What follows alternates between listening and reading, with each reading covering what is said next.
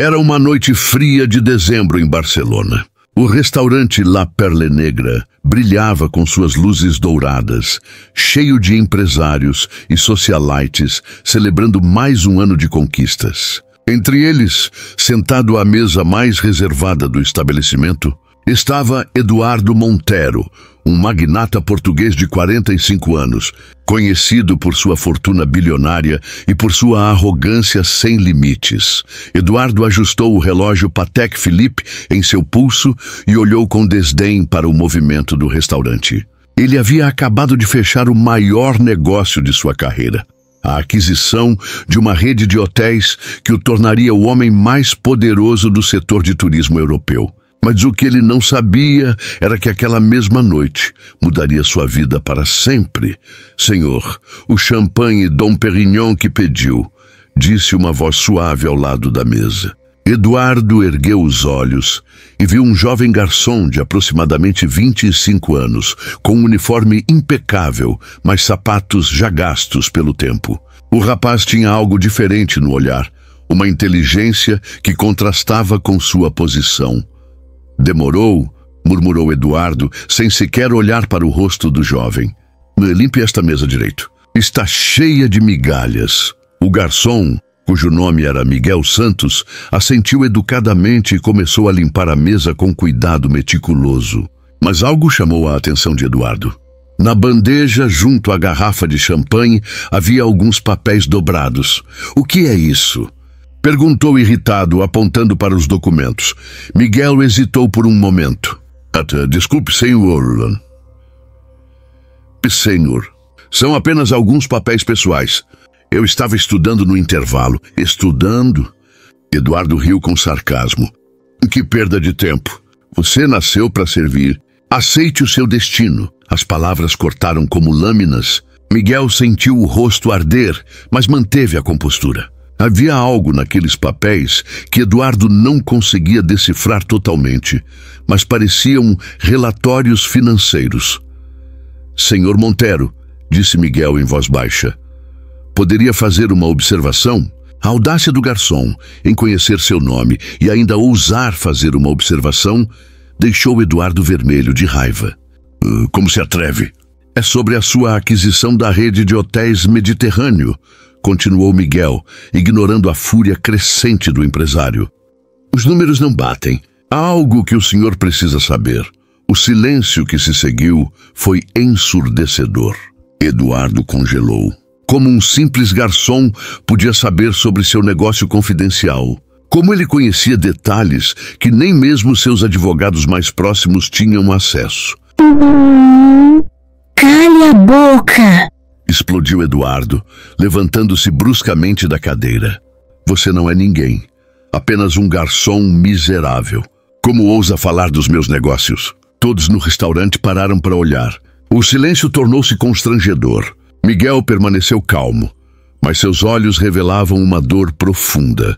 "Afaste-se da minha mesa, imediatamente", gritou Eduardo, apontando para a saída. "E leve essa cara de perdedor bem longe de mim.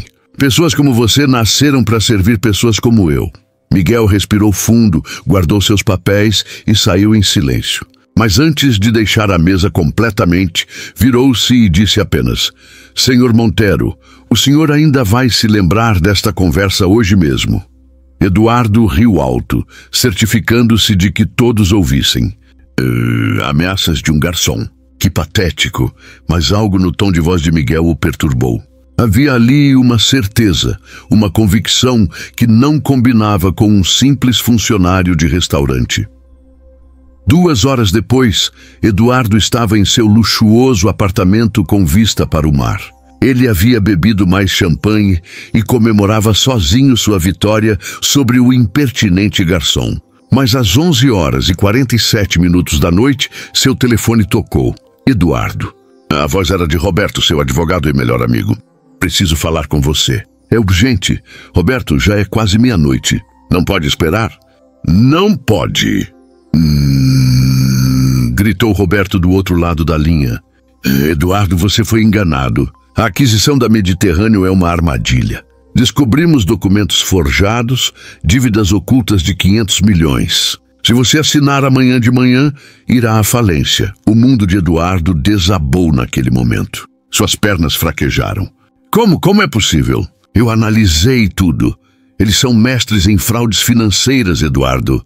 Criaram uma empresa de fachada perfeita. Você tem até às 8 horas da manhã para cancelar ou perderá tudo. Sua empresa, seus bens, sua reputação.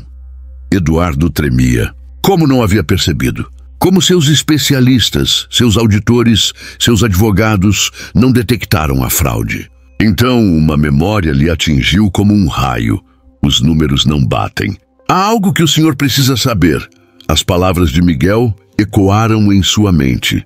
O garçom havia tentado avisá-lo, mas como ele sabia? Eduardo não conseguiu dormir. Passou a noite inteira tentando encontrar uma solução, ligando para especialistas, buscando alternativas, mas todos chegavam à mesma conclusão. Era impossível detectar todas as armadilhas em tão pouco tempo. Às 6 horas da manhã, desesperado, Eduardo tomou uma decisão que nunca imaginou tomar. Voltou ao restaurante La Perle Negra. O estabelecimento estava fechado, mas ele sabia que os funcionários chegavam cedo para preparar o almoço. Bateu insistentemente na porta dos fundos até que alguém atendeu. Preciso falar com Miguel Santos, disse Eduardo ao gerente surpreso. Miguel não trabalha mais aqui. Como assim não trabalha mais? Eu só mandei que ele se afastasse da minha mesa. Senhor, depois do que aconteceu ontem, Miguel pediu demissão. Disse que não podia trabalhar em um lugar onde foi humilhado publicamente. O coração de Eduardo parou. Onde ele mora? Preciso falar com ele.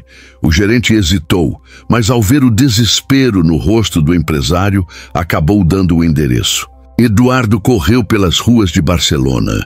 Chegou ofegante a um prédio modesto no bairro de Grácia e subiu os 3 andares até o apartamento 3B. Bateu a porta com urgência. Miguel, por favor, abra a porta. Sou eu, Eduardo Montero. A porta abriu-se lentamente. Miguel apareceu de roupão, com os olhos inchados de sono e uma expressão de surpresa. Senhor Montero, são 6 horas e 30 minutos da manhã. Miguel, por favor, disse Eduardo. E pela primeira vez em décadas, sua voz soou humilde. Preciso da sua ajuda. Miguel olhou para ele por um longo momento e então abriu completamente a porta. Entre. O apartamento era pequeno, mas arrumado. Livros estavam espalhados por toda parte, a maioria sobre finanças e economia. Na mesa, Eduardo viu dezenas de relatórios, gráficos e análises financeiras. Quem é você realmente? Perguntou Eduardo, olhando ao redor. Miguel serviu um café simples e sentou-se em frente a ele. O meu nome é Miguel Santos. Tenho 26 anos e sou formado em economia pela Universidade de Barcelona, com mestrado em análise de fraudes financeiras. Os olhos de Eduardo se arregalaram. Mas por que trabalha como garçom? Porque a minha família perdeu tudo em uma fraude financeira quando eu tinha 20 anos. Meu pai tinha uma pequena empresa de construção e foi enganado por golpistas que usaram exatamente os mesmos métodos que estão usando com o senhor. As palavras atingiram Eduardo como socos. Desde então, continuou Miguel, dediquei o meu tempo livre a estudar fraudes corporativas. Trabalho como garçom para pagar as contas, mas a minha verdadeira paixão é identificar e expor esquemas como este. Como soube do meu negócio? No restaurante, escuto muitas conversas de empresários. Quando ouvi o senhor falando sobre a aquisição da Mediterrâneo, algo me chamou a atenção. Passei a noite inteira analisando a empresa e descobri as inconsistências. Eduardo sentiu uma mistura de admiração e profunda vergonha.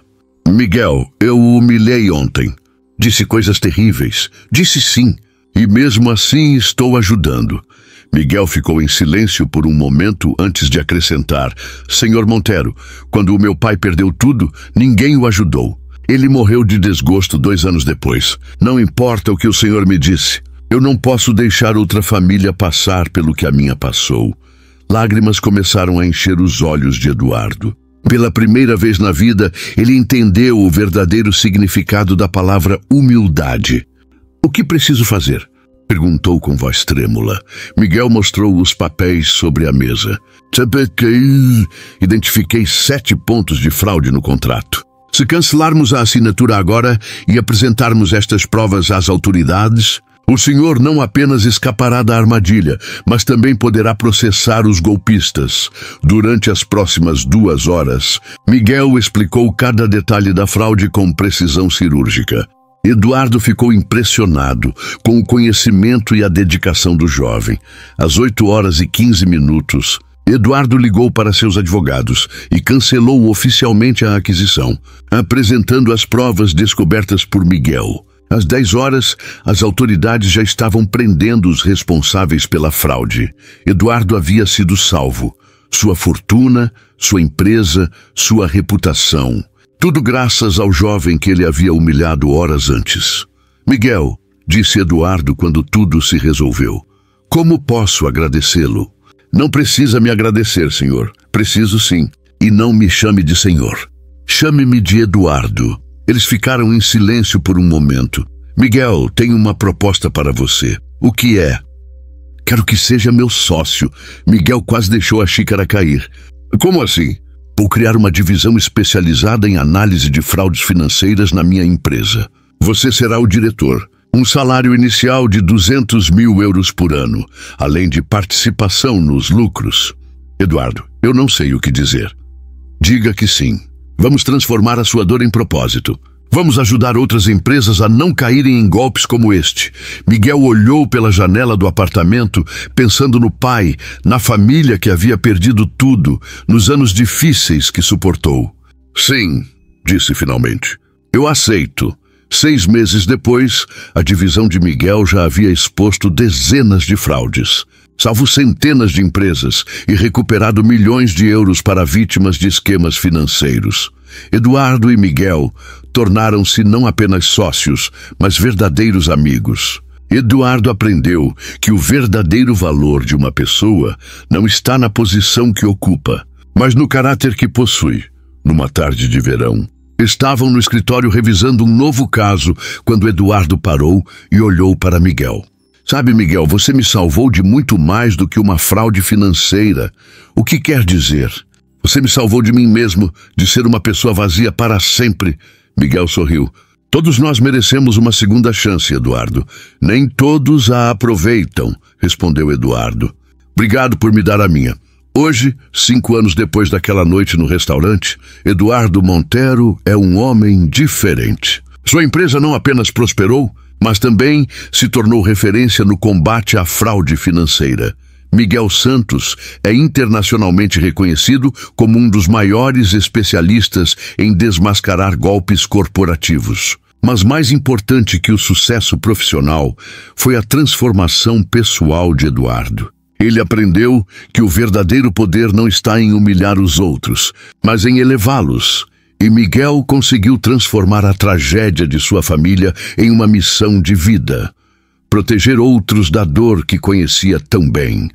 Às vezes, as maiores lições vêm das pessoas que menos esperamos, nos momentos em que mais precisamos. A arrogância pode nos cegar para oportunidades incríveis, mas a humildade pode abrir portas que jamais imaginamos existir. A história de Eduardo e Miguel nos lembra de que nunca sabemos quem pode mudar nossas vidas para sempre. É por isso que devemos tratar cada pessoa com respeito e consideração. Você pode estar falando com alguém que tem o poder de transformar o seu futuro. Compartilhe esta história para inspirar mais pessoas a fazerem a diferença.